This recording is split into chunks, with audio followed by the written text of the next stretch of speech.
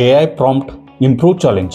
ಇವತ್ತು ಡೇ 5. ಇವತ್ತಿನ ಪಾಠ ಸಿಂಪಲ್ ಆದರೂ ಪವರ್ಫುಲ್. ಎ ಐ ಕೊಡೋ ಔಟ್ಪುಟ್ ಸರಿ ಇಲ್ಲ ಅಂತ ಕಂಪ್ಲೇಂಟ್ ಮಾಡಬೇಡ. ಯಾಕಂದ್ರೆ ಭಾಳ ಸಲ ಎ ಐದ ಪ್ರಾಬ್ಲಮ್ ಅಲ್ಲ, ನಾವು ಕೇಳೋ ರೀತಿದ ಪ್ರಾಬ್ಲಮ್. ಎ ಐ ಬ್ರೇನ್ ಯಾವತ್ತೂ ಚೇಂಜ್ ಆಗಂಗಿಲ್ಲ, ಆದ್ರೆ ನೀ ಕೊಡೋ ಇನ್ಸ್ಟ್ರಕ್ಷನ್ ಅದ್ರಾಗ ವೇರಿಯನ್ಸ್ ಇರ್ತದೆ.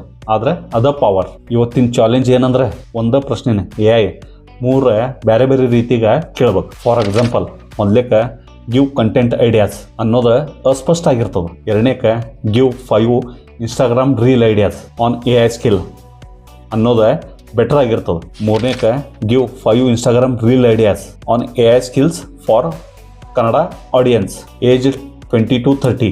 Simple language, high engagement. ಈ ಪ್ರಾಂಪ್ಟ್ ಪವರ್ಫುಲ್ ಆಗಿರ್ತದೆ. ನೀ 3 ಪ್ರಾಂಪ್ಟ್ ರಿಸಲ್ಟನ್ನ ಡಿಫ್ರೆನ್ಸ್ ನೋಟಿಸ್ ಮಾಡ. ಅದೇ ಎ ಐ ಅದರ ರಿಸಲ್ಟ್ ಬೇರೆ ಬೇರೆ. ಕೆಟ್ಟ ಪ್ರಾಂಪ್ಟ್ ಕೊಟ್ರೆ ಔಟ್ಪುಟ್ ಎವರೇಜ್ ಇರ್ತದೆ. ಅದ ಕ್ಲಿಯರ್ ಪ್ರಾಂಪ್ಟ್ ಕೊಟ್ರೆ ಔಟ್ಪುಟ್ ಪವರ್ಫುಲ್ ಆಗಿರ್ತದೆ. ಎ ಐ ಜಸ್ಟ್ ಫಾಲೋ ಮಾಡ್ತದೆ. ಈ ಸ್ಕಿಲ್ ಯಾಕೆ ಇಂಪಾರ್ಟೆಂಟ್? ಲೀಡರ್ ಡೈರೆಕ್ಷನ್ ಕೊಡ್ತಾನೆ ಮತ್ತೆ ಫಾಲೋವರ್ ಸೂಚನೆಗೆ ಹಾದಿ ಕಾಯ್ತಾನೆ. ಪ್ರಾಂಪ್ಟ್ ಸ್ಕಿಲ್ ಬೆಳೀತಂದ್ರೆ ನೀ ಎ ಐನ ಫಾಲೋ ಮಾಡಂಗಿಲ್ಲ, ಎ ಐ ನಿನ್ನ ಫಾಲೋ ಮಾಡ್ತದೆ. ಅದಕ್ಕೆ ಹೇಳೋದು, ಪ್ರಾಂಪ್ಟ್ ಸ್ಕಿಲ್ ಬೆಳೀತಂದ್ರೆ ಲೀಡರ್ಶಿಪ್ ಸ್ಕಿಲ್ಲು ಬೆಳೀತದೆ.